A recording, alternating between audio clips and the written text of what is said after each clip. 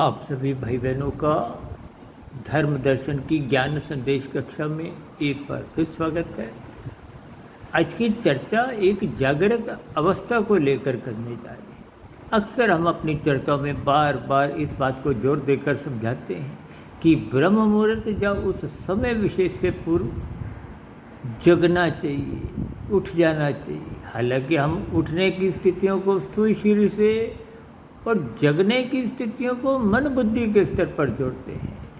देखिए, स्थितियों को आप जितना गंभीरतापूर्वक सूक्ष्म स्तर पर अपने जीवन में इन शब्दों से भी प्रेरणा लेंगे, क्योंकि शब्द भी आपको हमें प्रेरित करते हैं।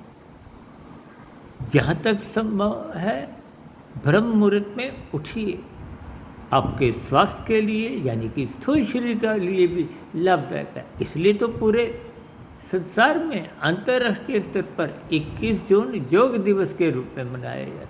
जबकि शास्त्रों में तो देखिए योग का अभिप्राय आत्मा परमात्मा की एक सम्मुखता से है।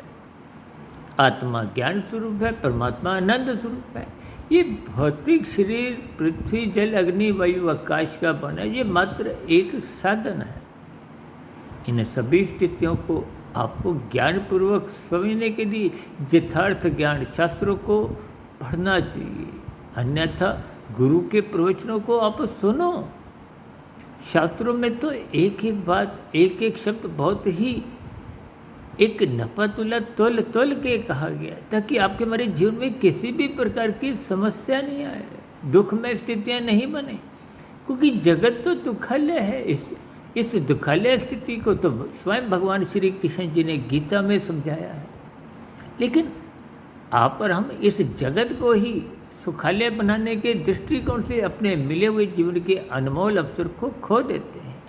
इन स्थितियों पर आप चिंतन करें, अपने जीवन का सदुपयोग करें, ब्रह्म मुहूर्त में उठें, शास्त्रों का स्वाध्याय करें, ताकि मिला हुआ जीवन सार्थक हो। नमस्कार, शुभकामनाएं।